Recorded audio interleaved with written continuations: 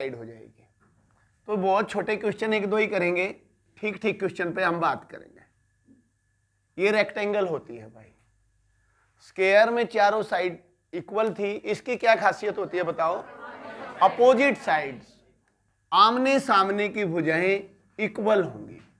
Opposite sides are equal.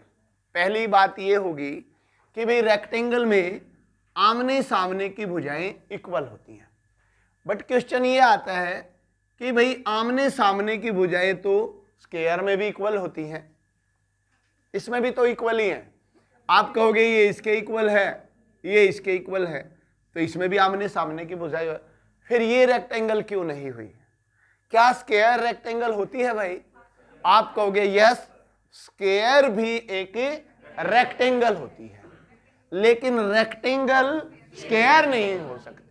तो कई बार ऐसे भी चीज आ जाती है, तो सारी के सारे स्क्वायर रेक्टेंगल होते हैं क्योंकि इसमें भी आमने सामने की भुजाएं इक्वल होती हैं। दूसरा वही कंसेप्ट, स्क्वायर की जगह चारों एंगल कितने डिग्री के होते हैं? 90 डिग्री के एंगल होते हैं, और चारों का जोड़ कितना हो जाएगा भाई? 360 डिग्री हो जाएगा।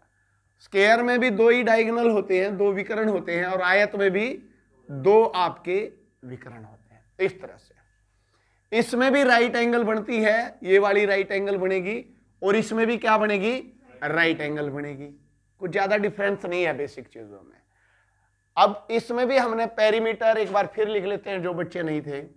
स्क्वायर का परिमाप कैसे निकलता है बोलो? 4a।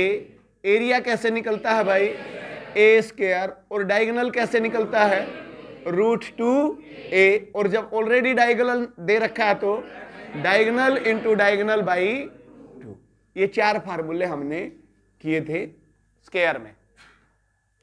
पेरीमीटर, परिमाप, एरिया क्षेत्रफल, डायगोनल विकर्ण, और जब ऑलरेडी राउंड फिगर में डायगोनल दे रखा हो और एरिया निकालना हो तो डायगोनल गुणा में डायगोनल बटे में 2 करने से आपका क्षेत्रफल आ जाता है वर्ग का।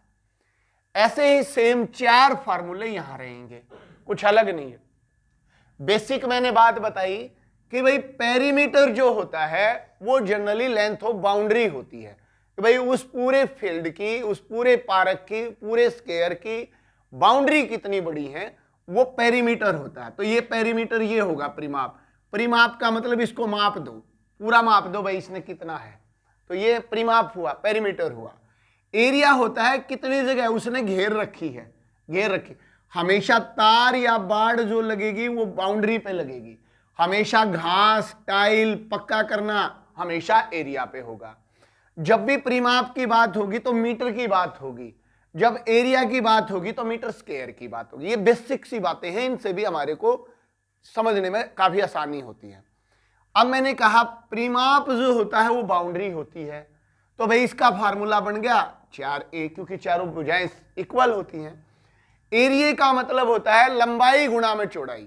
किसी भी चीज का एरिया निकालना हो पूरी मेंसुरेशन में दो चीजों की मल्टीप्लाई होना बहुत जरूरी है, तभी आप एरिया निकाल सकते हो। तो इसमें भुजा गुणा में भुजा कर दिया, तो इसमें क्या करोगे भाई? बोलो बेटा, लंबाई गुणा में चौड़ाई, L इंटू बी। तो सूत्र लिखना स्टार्ट करते हैं। सबसे पहले लिखेंगे पेरीमीटर, परिमाप ऑफ आयत। आयत या रेक्टेंगल एक ही बात है भाई। ये परिमाप या परिमिति भी लिखा जाता है, और कई बार तो इसको परिधि भी लिख देता है, तो घबराना नहीं है कि भाई आयत में परिधि कहां से आ गया। जनरली वृत्त में आती है, बट लिख दिया लिख दिया। पेरीमीटर का फार्मूला बताओ, शाबाश। आप कहोगे भाई ये L है मान लो, और ये B है, तो ये भी L हो गया और ये भी B हो गया। इनको सबको जोड़ेंगे तो L और L कितना हो गया? 2L, और B और B कितना हो गया? 2B। तो आप कहोगे ये फार्मूला होता है आयत का परिमाप का, 2 बार लंबाई की गुणा और 2 बार चौड़ाई की गुणा। या आप कहोगे 2 कॉमन है, तो आप डायरेक्ट इसको कैसे याद करते हैं?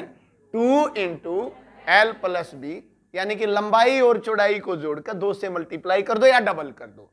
इस लंबाई और चौड़ाई को जोड़ के सेम ये चीज भी वही है, तो इसको डबल कर दोगे तो आपका परिमाप आ जाएगा।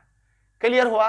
यहीं तक अगर बात करें, अगर किसी रेक्टेंगल की लेंथ 10 हो और बी 5 हो और आपसे कहा जाए कि इसका परिमाप निकालिए, तो आप कहोगे 10 और 5 15, और 15 का डबल क्या हो गया